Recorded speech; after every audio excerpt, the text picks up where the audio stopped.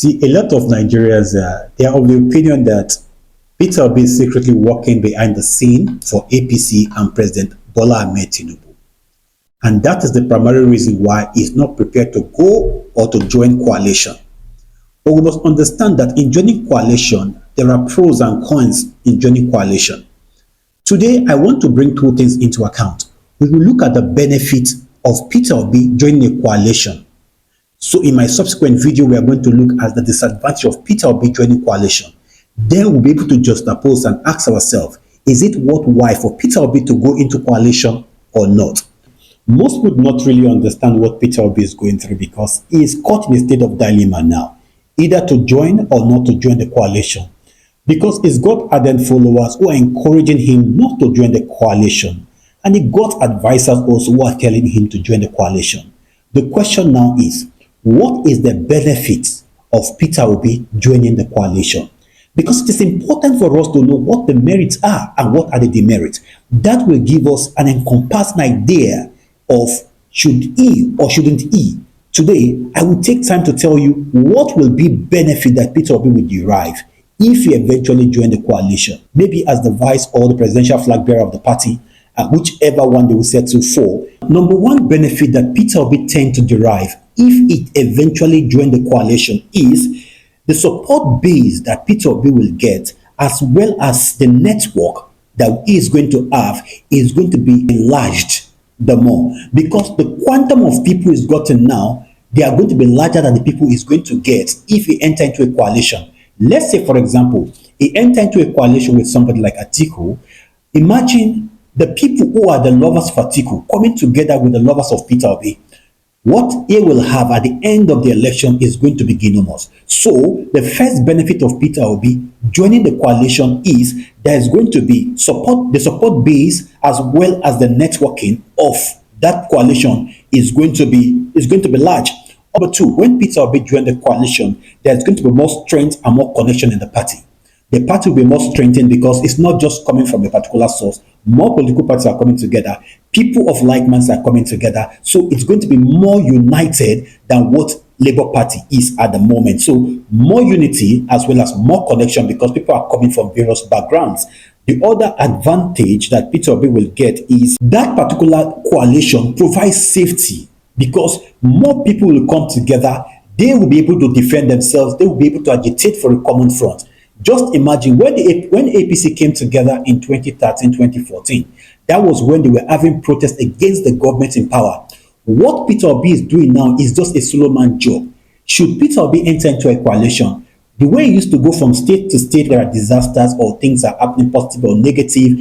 Now he's not going to go alone. He's going to go with his armies. He's going to go with his people. So that strength and that sense of security will be there at all times. So there's also a benefit that Peter Obi can derive if he tends to join the coalition.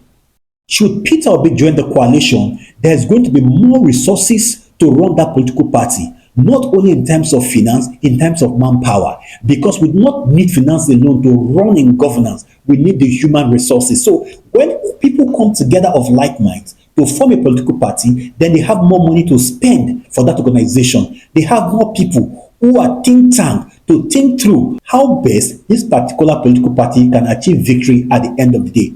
Unlike what happened in the last election, Peter Obi was apparently the one who single-handedly sponsored himself at the last election that happened in Labour Party. Should Peter Obi decide now to go into coalition, he's not going to spend his money alone. A lot of people will put their resources together. A lot of people will come together to work for the common goal of that particular political party. Now, if Peter Obi decides to join a coalition, what then will happen to him? There's not going to be financial wastage. There's not going to be financial waste. There's going to be prudence in terms of finance. Even human resources, there's not going to be wastage. You alone should not be the one exacting all your energy to visit all the states in the federation. No, other people will do the job for you. Now, because we are coming from different sources, we put our resources together. Should anything happen, I will not be at the receiving end at the end of the day. What happened in Labour Party in the last election? Peter Obi was the sole proprietor. 70% of the money that was spent in the last election in Labour Party was expended by Peter Obi. But if there is coalition, such wastage will not happen because more people will come, they put their resources together in order to achieve a common goal. And when Peter Obi tends to go into coalition, it's going to enhance his credibility.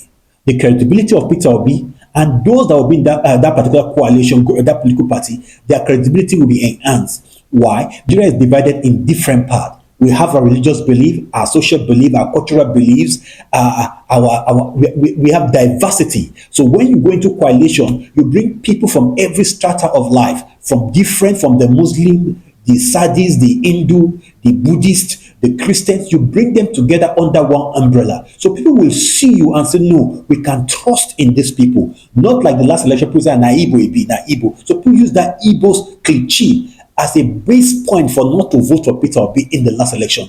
So should he decide to go into coalition, his political party is going to have more credibility than what they tend to have in the last election. Going into coalition, if Peter Obi decides to go into coalition, there's going to be a dynamic leadership style.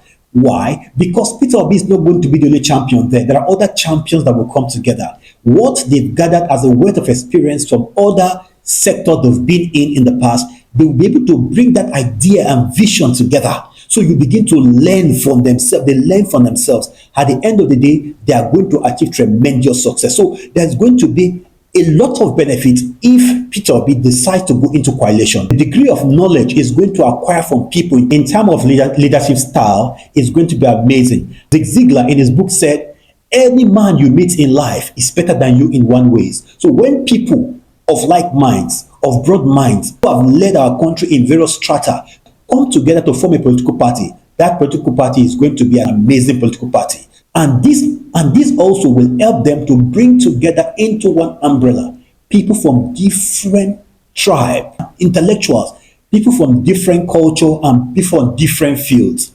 No, in the last election, not like Peter Obi did not have them, but the degree of people that was under his umbrella then, they are not enough. We need more people in that umbrella so that they will be able to come together, share their visions and ideas together, and come out with something amazing. So if they go into coalition, intellectual benefit also will be achieved if you tend to venture into coalition. Also people from other ethnic groups. You see, in the last election, a Labour Party did not have delegates in some areas in this country. But if they go into coalition, even to the smallest local government in this country, they are going to have what? They are going to have representative from the local to the governor level. In the last election, most of the state, they don't have people that represent Labour Party as councillor, as local government chairman, as governor in some states. But if they go into coalition, such thing will not occur. That is another benefit that Peter Obi and those who are telling him not to join the coalition should look at. Also, very, very important also,